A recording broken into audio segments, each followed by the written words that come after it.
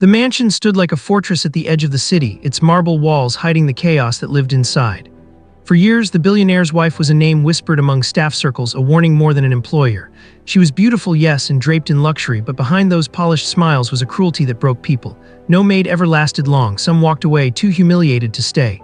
Others were thrown out, accused of mistakes they hadn't made. It became a pattern, a cruel game she played to prove her power.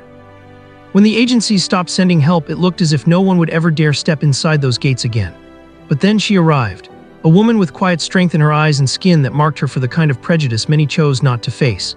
She was different, not desperate, not naive, and not someone who scared easily. She needed the job, yes, but there was something deeper driving her, something that made her walk into the one house everyone else feared. What she didn't know was that inside those walls, she wouldn't just be cleaning floors or polishing silver. She would be tested, pushed, and cornered in ways no job description could explain. And unlike the others before her, she would not bow, not break, and not run. From the moment she stepped inside, the weight of the mansion pressed down on her.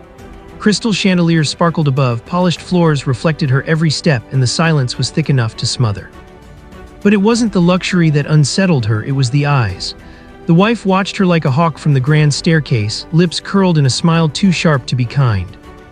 The first day was a test. A spilled glass of wine left deliberately on a silk carpet, a clock chiming at odd hours with orders to polish the same banister again and again until her hands ached. The wife's voice never raised, but every word dripped with condescension. "Let's see if you can handle this," she would say, while her friends sipped champagne and laughed from the sidelines. Most women before her would have broken down by now. They would have apologized, cried, or simply left. But this maid didn't. She moved quietly, steadily, her face calm even when the wife whispered insults under her breath. Every cruel trick was met with composure, and that more than anything infuriated the wife. Days turned into weeks and the games escalated. The wife began leaving impossible demands: 30 rooms cleaned before sunrise, silver polished until it gleamed like glass, parties arranged without warning. She wanted failure, she wanted humiliation, yet time and again the maid endured. She worked with precision, with dignity, refusing to give the wife the satisfaction of seeing her break. But beneath the calm surface, pressure was building. Staff whispered in the halls, astonished at how she lasted this long. Some warned her to leave before it was too late. "She'll crush you," they said, but she only shook her head. She had lived through worse than sharp words and rigged tests. What this woman didn't understand was that she wasn't fighting for a paycheck. She was fighting for respect, for dignity, for something deeper than the walls of the mansion could contain. And so, when the wife devised her cruelest humiliation yet, a spectacle designed not just to break her, but to remind her of where society said she belonged, the tension reached its peak. The moment was coming when silence would no longer be enough. It was during one of the wife's lavish dinner parties that the breaking point arrived. The room glittered with gold and crystal, filled with wealthy guests who adored her cruelty as much as her jewelry. Laughter echoed against marble walls as servants hurried about, invisible in their silence. But tonight, the wife had a plan: to turn her maid into the evening's entertainment. With a sly smile, she called for attention, tapping her glass until the room fell quiet.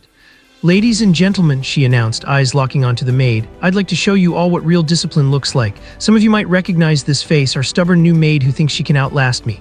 Murmurs rippled through the room. The maid stood frozen, every eye burning into her. The wife pointed to a spill beneath the table, a glass she had knocked over herself. "Clean it," she ordered, her tone sharp, meant to humiliate. The crowd leaned forward, waiting for the show, eager to see another woman forced to bend, to kneel at her command. But this time, something shifted. The maid did not move. She stood tall, her hands steady, her gaze unwavering. The silence stretched, heavy, uncomfortable. The wife's smile faltered. "I said clean it," she hissed, her voice sharp enough to cut glass. But the maid's refusal was louder than words. She wasn't just standing for herself, she was standing for every maid who had been mocked, belittled, and broken before her. Gasps filled the room. Some guests looked away, others whispered, stunned that anyone would dare defy the woman they all feared. The air vibrated with tension, every second stretching like an eternity.